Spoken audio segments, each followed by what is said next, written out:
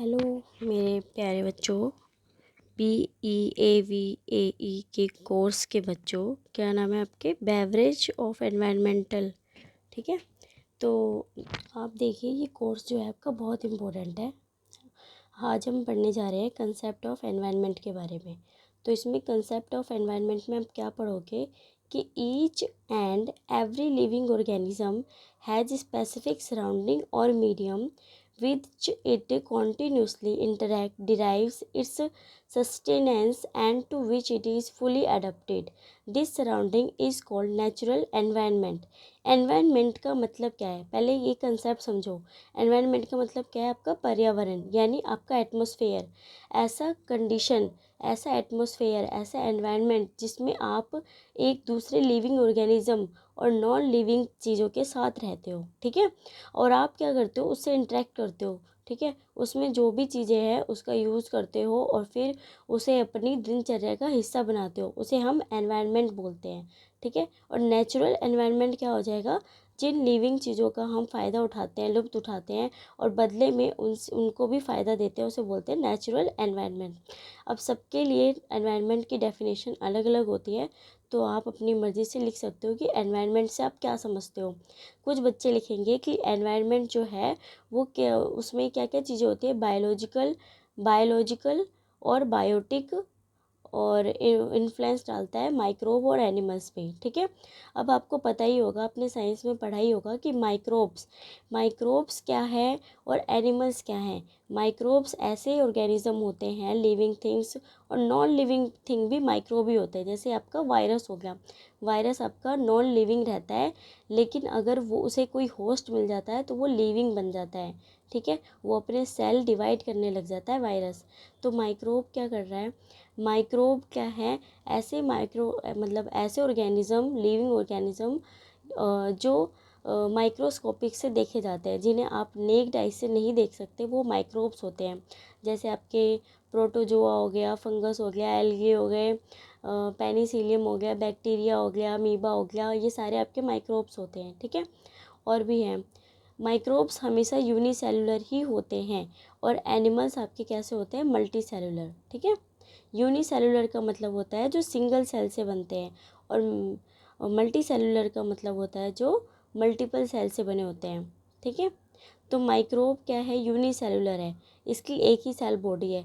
ये हगेगा, ये बाहर निकालेगा, ये खाएगा पिएगा, सब कुछ एक ही सेल से, यूनिसेलुलर। लेकिन एनिमल्स में अलग अलग पार्ट होते हैं, हर चीज़ की अलग अलग हिस्से होते हैं, पार्ट्स अलग अलग होते हैं। ठीक है, अब आपके लिए एक बहुत ही सुंदर डायग्राम लेकर आई हूँ मैं। आप इस डायग्राम में देख सकते हैं environment of a carp in a pond. ये देखिए, ये इसमें जितने भी ऑर्गेनिज्म है, लिविंग थिंग्स है, इनका जो फंक्शन है, ठीक है, इनका फंक्शन बहुत अलग है। इनका मेटाबॉलिज्म, कैटाबॉलिज्म सबका एक दूसरे से अलग है। ठीक है, इनमें से कुछ आपको हेटरोट्रॉफिक मिलेंगे, कुछ सेप्रोफाइट्स मिलेंगे, कुछ ऑटोट्रॉफ्स मिलेंगे। ठीक है, और कुछ हेटरोट्रॉप्स मिलेंगे।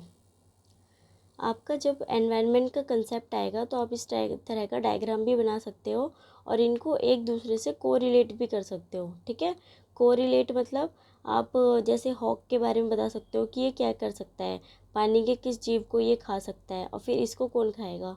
ठीक है, तो इस तरह की चीज़ें आप बता सकते हो। आपने पढ़ा होगा बचपन में इकोसिस्टम के बारे में, आप वो कंसेप्ट भी इसमें डाल सकते हो। कोई प्रॉब्लम वाली बात नहीं है, इकोसिस्टम, एनवायरनमेंट सब एक ही चीज़ है। सेप्रोट्रॉप्स वो होते हैं जो सड़ी गली चीज़ों पे यानी डिकेइंग मटेरियल पे अपना खाना बनाते हैं। ठीक है, डिकेइंग मटेरियल के ऊपर डिपेंड होते हैं, वो सेप्रोट्रॉप्स होते हैं। ऑटोट्रॉप्स कौन से होते हैं? जो अपना खाना खुद बनाते हैं। हेटरोट्रॉप्स जो दूसरों पे डिपेंड होते हैं, वो हेटरोट्रॉप्स होते हैं। अब आपको लिखना है कंपोनेंट्स ऑफ एनवायरनमेंट के बारे में, कि आपको कौन कौन से कंपोनेंट्स पता है एनवायरनमेंट के, बताओ। ऐसे कौन से तत्व हैं जो एनवायरनमेंट को बनाते हैं? लाइट है, प्रेसिपिटेशन है, ह्यूमिडिटी है, टेम्परेचर है, एटमॉस्फेरिक गैसेस हैं, सीजनल चेंज है, टोपोग्राफी है। ठीक है, अब लाइट का तो आपको पता है, लाइट कहाँ से आती है? मून से तो आती नहीं है ना, सन से। ठीक है, प्रेसिपिटेशन, प्रेसिपिटेशन बताओ। जो रेन है ना, रेन ये वाटर के फॉर्म में जब बरसता है ना हमारे ऊपर धरती पे, तो उसे बोलते हैं प्रेसिपिटेशन की फॉर्म। ह्यूमिडिटी, ह्यूमिडिटी तो पता ही है तुम्हें, अब आने वाला है मौसम ह्यूमिडिटी का, बड़ा ही बेकार। और वाटर, वाटर तो आप जानते ही हो, पोंड के फॉर्म में है वाटर, लेक की फॉर्म में है, सी की फॉर्म में है, रिवर की फॉर्म में है। आप जितना मर्जी उतना लिख सकते हो उसके बारे में।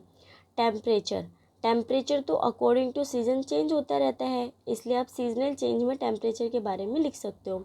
सीजनल चेंज तो आपको पता ही है, मॉनसून सीज़न, ठीक है, समर सीज़न, विंटर सीज़न। अब है एटमॉस्फेरिक गैसेस। एटमॉस्फेरिक गैसेस में आप क्या पढ़ेंगे ना, हमारे जो एटमॉस्फेयर में गैस है, हर तरह की गैस है, ठीक है, ऑक्सीजन है, हाइड्रोजन है, नाइट्रोजन है, ठीक है, कार्बन डाइऑक्साइड है। लेकिन सबसे ज़्यादा मात्रा में कौन सी गैस है, आप बताओ, मुझे कमेंट करके बताओ। अच्छा, जिनको नहीं पता है उन्हें मैं ही बता देती हूँ। सबसे ज़्यादा मात्रा में, सबसे ज़्यादा क्वांटिटी में नाइट्रोजन गैस है। नाइट्रोजन बहुत ही ज़्यादा, मतलब 76% समझ लो नाइट्रोजन प्रेजेंट है पृथ्वी पर, नाइट्रोजन गैस। लेकिन ये कभी भी सिंगल फॉर्म में एग्जिस्ट नहीं करता।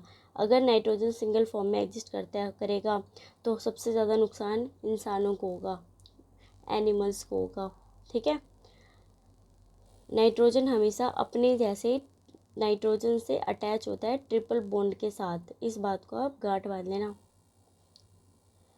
और आप शायद आप जानते होंगे अमेज़ोन फॉरेस्ट के बारे में, ठीक है। अमेज़ोन फॉरेस्ट में आपने देखा होगा, मतलब आपने सुना होगा कि अमेज़ोन फॉरेस्ट में अलग अलग तरह के जीव जंतु, मतलब आपको वहाँ पे हर तरह की वैरायटी मिल जाएगी जीव जंतुओं की, माइक्रोब्स भी मिल जाएंगे। तो टोपोग्राफी तो पता ही है आपको। अब देखो बायोटिक कंपोनेंट्स कौन से होंगे, प्लांट, ठीक है, एनिमल, जिसमें आप क्या पढ़ सकते हो, ह्यूमंस के बारे में, पैरासाइट और माइक्रो ऑर्गेनिज्म के बारे में। और होते हैं डिकम्पोजर्स। डिकम्पोजर्स क्या करते हैं, किसी भी मटेरियल को डिकम्पोज करने में हेल्प करते हैं। अब जैसे ये देखो, नाइट्रोजन फिक्सेशन कौन करता है, नाइट्रोजन जो है हमारे एनवायरनमेंट में, उसे हम डायरेक्टली तो लेते नहीं है, तो उसको हमें फिक्सेशन कौन करके देता है, नाइट्रोजनस बैक्टीरिया ही तो करके देंगे। उस बैक्टीरिया का नाम क्या है, राइजोबियम बैक्टीरिया, जो प्लांट को नाइट्रोजन फिक्सेशन करके देता है, ठीक है। तो नाइट्रोजन साइकिल इस वजह से चलता है, पूरे एनवायरनमेंट में नाइट्रोजन साइकिल इस वजह से चलता है। तो देखो जो डिकम्पोजर्स है, जैसे पेड़ से पत्ता गिरा, और वो पत्ता अपने आप ही तो सड़ेगा गलेगा नहीं, ठीक है, एनवायरनमेंट के अंदर। अब हम क्योंकि एनवायरनमेंट का कंसेप्ट पढ़ रहे हैं ना, तो अब देखो, क्योंकि हम एनवायरनमेंट का कंसेप्ट पढ़ रहे हैं तो हमारे लिए जानना बहुत ज़रूरी है कि एनवायरनमेंट में जितने भी जीव हैं, ठीक है, माइक्रोब्स है, वो क्या करेंगे, डिकम्पोज करने में हेल्प करेंगे उस लीफ को, और फिर वो डिकम्पोज हो जाएगा, या फिर उस डिकेइंग मटेरियल को, जैसे कि कोई जानवर मर गया तो उसको डिकम्पोज करने में कुछ छोटे छोटे ऑर्गेनिज्म होते हैं, वो हेल्प करते हैं, ठीक है, उनको कहते हैं डिकम्पोजर्स।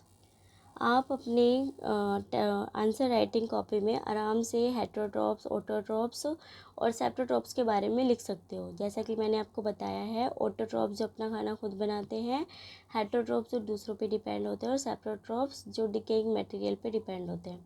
आप इनके एग्जाम्पल सर्च करो और लिखो। मैं इसकी अलग से वीडियो भी बना दूँगी, सो डोंट वरी। तो अब हम पढ़ने जा रहे हैं टाइप्स ऑफ एनवायरनमेंट। 3 टाइप के एनवायरनमेंट आप पढ़ोगे, external environment, internal environment.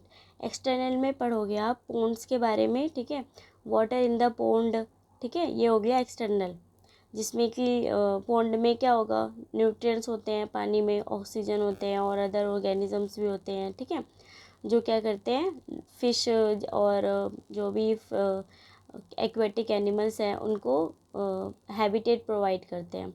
Internal environment में क्या पढ़ोगे आप, हमारी बॉडी, या फिर किसी भी फिश की बॉडी, या फिर मतलब एनिमल्स की बॉडी, ऑर्गेनिज्म की बॉडी, उसको हेल्प करती है बाहर के टेम्परेचर से अंदर के टेम्परेचर को मेंटेन करने में, वो इंटरनल एनवायरनमेंट हो गया।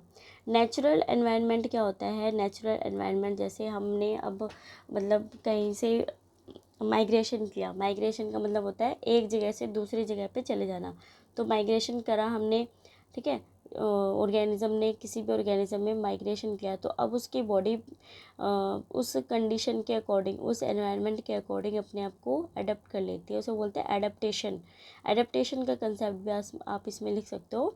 तो इसी पूरी प्रोसेस को बोलते हैं नेचुरल एनवायरनमेंट, जिसमें वहाँ का टेम्परेचर, लाइट, डेप्थ, न्यूट्रिएंट्स, ये सारे गैसेस वगैरह, केमिकल रिस्पॉन्स, ये सब अफेक्ट करेगा। आप यहाँ पर देख सकते हो नेचुरल एनवायरनमेंट,